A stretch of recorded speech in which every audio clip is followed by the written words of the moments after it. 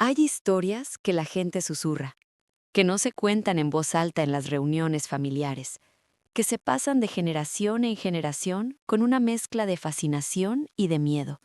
Historias que tienen amor, un amor real, intenso, de esos que consumen, pero que también tienen un precio que según algunos no se paga en vida, se paga después.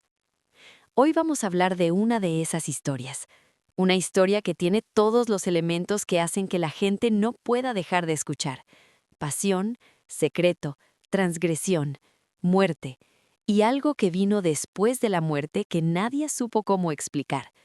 Pero quiero que entiendas desde el principio por qué estoy contando esta historia aquí, en este espacio, con esta Biblia en la mano.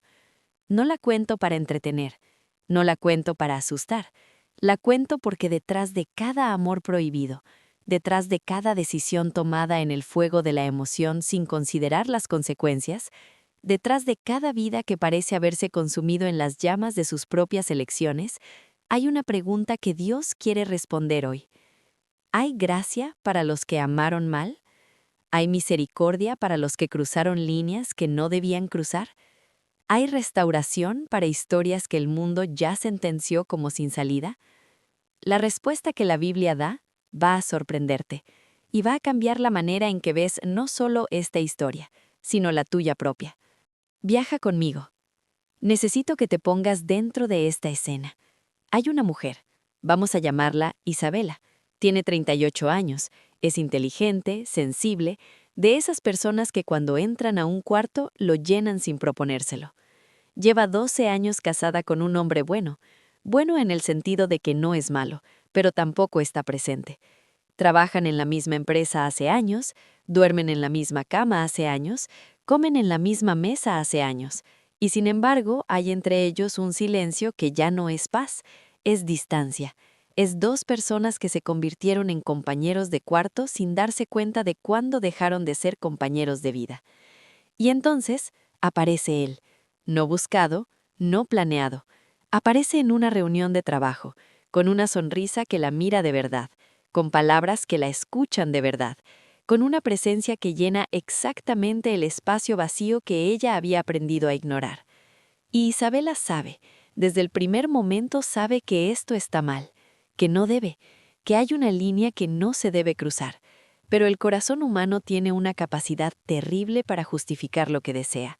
Y la línea se cruzó, y comenzó algo que Isabela describía como lo más vivo que había sentido en años, y lo más culpable al mismo tiempo. ¿Has estado alguna vez en ese lugar?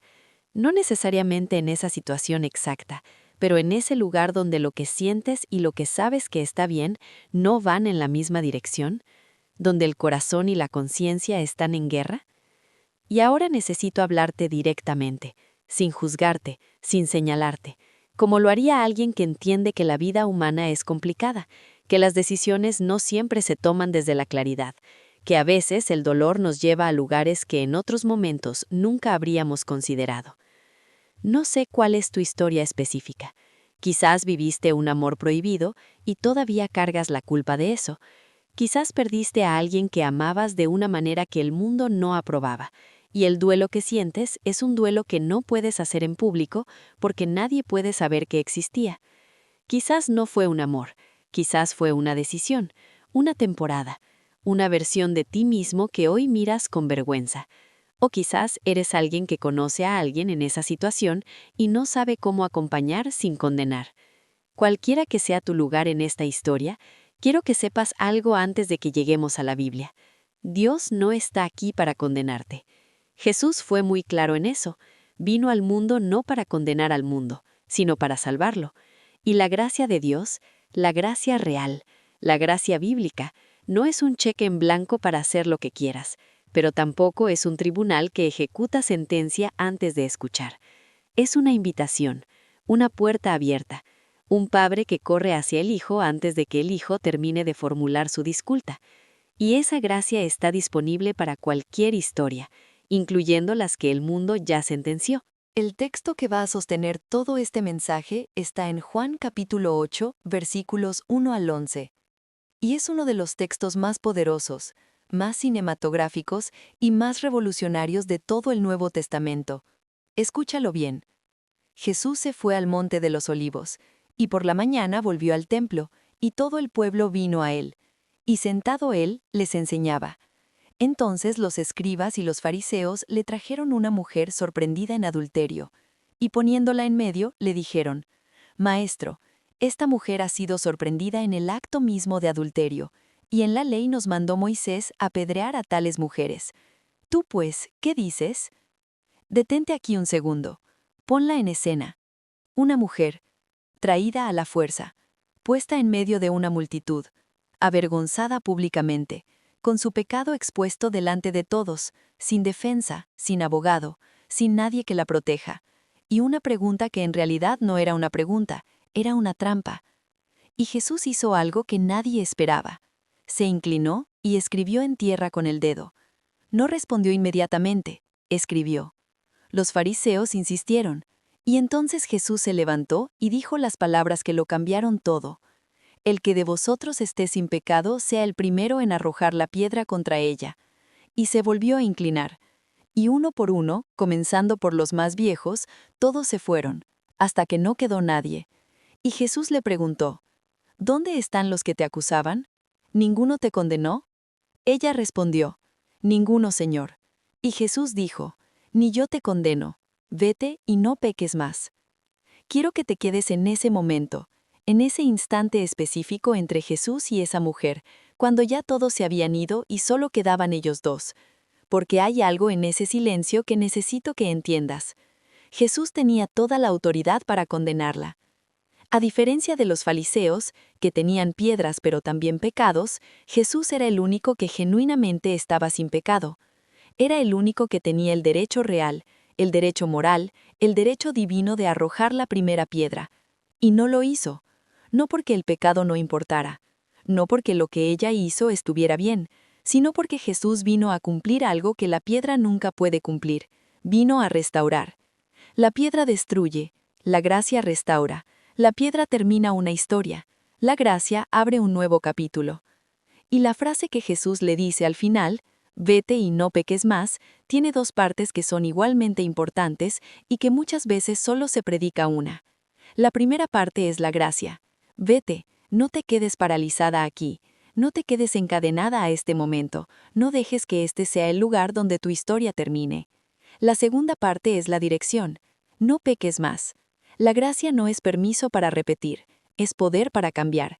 La gracia auténtica siempre transforma lo que toca, no te deja igual, te envía diferente. Quiero abrir una ventana aquí y llevarte al Antiguo Testamento, a una de las historias de amor prohibido más conocidas y más complejas de toda la Biblia. Segunda de Samuel capítulo 11. David, el rey, el ungido, el hombre conforme al corazón de Dios, ve a una mujer bañándose desde la terraza de su palacio. Se llama Betsabé. Está casada con Urías, uno de los soldados más leales del ejército de David. Y David, que en ese momento tenía todo el poder y toda la responsabilidad, usó ese poder de la peor manera posible. La mandó llamar, la durmió, ella quedó embarazada, y para cubrir su pecado, David orquestó la muerte de Urías en batalla. Adulterio, abuso de poder, homicidio. La historia de David con Betsabé no es romántica, es un desastre moral de proporciones enormes. Y sin embargo, cuando el profeta Natán confrontó a David y David se quebró delante de Dios en el Salmo 51, algo pasó. Crea en mí, oh Dios, un corazón limpio, y renueva un espíritu recto dentro de mí. Y Dios perdonó, no sin consecuencias, las hubo, y fueron dolorosas, pero perdonó. Y Betsabé, la mujer en el centro de ese amor prohibido, se convirtió en la madre de Salomón, el rey más sabio de la historia de Israel. Y su nombre aparece en la genealogía de Jesucristo en Mateo capítulo 1. Cierro la ventana. Dios no borra tu historia, la redime. Y una historia redimida es más poderosa que una historia perfecta. Y ahora necesito hablar de lo que dice el título de este mensaje. Ese elemento que hace que la gente susurre, el precio que se paga después de la muerte. Porque hay una teología popular, una creencia muy extendida en muchas culturas, de que las personas que vivieron amores prohibidos, que murieron en pecado, que cruzaron líneas morales, de alguna manera siguen pagando ese precio en el más allá, que hay una deuda que trasciende la muerte. Y quiero hablarte de esto con la Biblia en la mano, con honestidad y con claridad. La Biblia dice en Hebreos 9:27 que está establecido para los hombres que mueran una sola vez, y después de esto el juicio. Hay un juicio, eso es real. Pero también dice en Romanos 8:1, ahora pues, ninguna condenación hay para los que están en Cristo Jesús. El precio del pecado, todo pecado, incluyendo los amores prohibidos, incluyendo las transgresiones más profundas, fue pagado en la cruz. No por nosotros, por Jesús. Eso es lo que significa la expiación. El precio ya fue pagado. Y la pregunta que determina todo no es qué tan grave fue el pecado. La pregunta es, ¿la persona se acogió a la gracia que Jesús ofreció? Isabela, al final de su historia, que tuvo pérdidas, que tuvo consecuencias, que tuvo noches oscuras, tomó una decisión. Volvió a Dios. No perfectamente, no de golpe, pero volvió. Y encontró lo que la mujer del capítulo 8 de Juan encontró. Que Jesús todavía estaba ahí, y que todavía decía las mismas palabras. Ni yo te condeno. La historia de Isabela no terminó bien en todos los sentidos que el mundo usa para definir bien. La relación se descubrió, su matrimonio terminó, hubo dolor, para ella, para su esposo, para personas que no tuvieron la culpa. Las consecuencias fueron reales. No las voy a romantizar ni a minimizar, porque eso sería deshonesto. Pero dentro de ese dolor, dentro de ese proceso difícil, largo, a veces humillante, Isabela encontró algo que no esperaba encontrar. Encontró a Dios. No al Dios de las reglas y las piedras, al Dios que se inclina, que escribe en la tierra, que espera a que todos se vayan y entonces habla en voz baja y dice, ¿dónde están los que te acusaban? E Isabela, con lágrimas, respondió, se fueron, Señor. Y él dijo, ni yo te condeno. Vete, y no peques más. Hoy Isabela trabaja con mujeres que cargaron culpa de amores que el mundo no aprobó. No porque su historia haya sido ejemplar, sino precisamente porque no lo fue. Y Dios la restauró de todas formas. Porque la gracia de Dios no busca historias perfectas para usar. Busca corazones honestos, busca personas que en medio de sus ruinas todavía tienen el valor de levantar la cara y decir, Señor, necesito que entres en esta historia. Y cuando Él entra, ya lo hemos visto, en Ruth, en David, en la mujer adúltera, nada vuelve a ser lo mismo, nada. Y ahora te hablo a ti, con toda la claridad y toda la ternura que puedo. Sé que este mensaje tocó algo. Quizás algo que nadie más sabe que existe. Quizás una culpa que llevas tan adentro que ya ni sientes su peso, porque te acostumbraste a cargarlo. Quizás un duelo que no puedes hacer en público. Quizás una pregunta que nunca te atreviste a hacerle a Dios, porque tenías miedo de la respuesta. Y lo que quiero que te lleves hoy es esto. Dios no opera con el sistema del mundo. El mundo recuerda tu peor momento y te define por él. Dios ve tu peor momento y te ofrece un nuevo comienzo desde él. Pero eso requiere que hagas algo. Lo mismo que hizo la mujer del capítulo 8, lo mismo que hizo David en el Salmo 51, lo mismo que hizo Isabela esa noche. Honestidad, vulnerabilidad real delante de Dios. No una oración perfecta, una oración verdadera. Y después, vete. No te quedes paralizado en el momento de tu error. Recibe la gracia y muévete hacia adelante. Y ahora te pido, si esta palabra llegó a un lugar de tu corazón que llevaba tiempo cerrado, dale like a este video ahora mismo, para que llegue a alguien más que necesita escuchar que hay gracia para las historias complicadas. Suscríbete al canal porque cada semana hay una palabra preparada para la vida real, no para la vida perfecta. Y escribe en los comentarios, ni yo te condeno, si hoy recibiste esa palabra de Jesús para tu historia. Vamos a orar, y esta vez necesito pedirte algo diferente antes de empezar. Necesito pedirte que no finjas, que no pongas cara de que todo está bien si no está bien, que llegues a esta oración exactamente como estás, con tus preguntas, con tu culpa, con tu duelo, con tu historia complicada, porque Dios no necesita tu actuación, necesita tu corazón. Padre, en el nombre de Jesús, yo vengo delante de ti ahora mismo, por cada persona que llegó hasta este momento.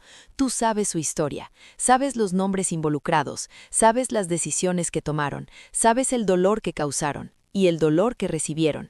Sabes las noches que pasaron preguntándose si hay gracia para alguien como ellos. Y Señor, vengo a declarar lo mismo que Jesús declaró en aquel patio: ninguna condenación. Para los que están en Cristo Jesús, ninguna condenación.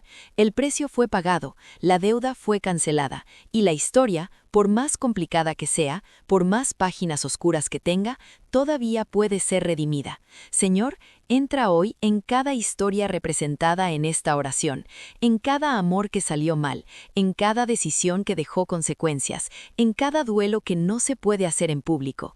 Entra con tu gracia, esa gracia que no minimiza el pecado, pero que es más grande que él. Sana, restaura, redirige, y dile a cada corazón que está escuchando esto ahora mismo: ni yo te condeno, vete y no peques más. En el nombre de Jesús, amén. Y antes de cerrar el video, te pido lo más importante: escribe tu nombre en los comentarios, solo tu nombre, sin explicar nada, sin contar tu historia si no quieres, solo tu nombre, porque el equipo de este canal va a orar por ti. Tu nombre va a ser llevado delante de Dios semana tras semana. No estás solo, no estás sola, y la historia que viviste, la que el mundo susurra, la que tú mismo a veces no puedes mirar de frente, Dios ya está reescribiendo sus últimas páginas, y en los finales que Dios escribe siempre hay redención.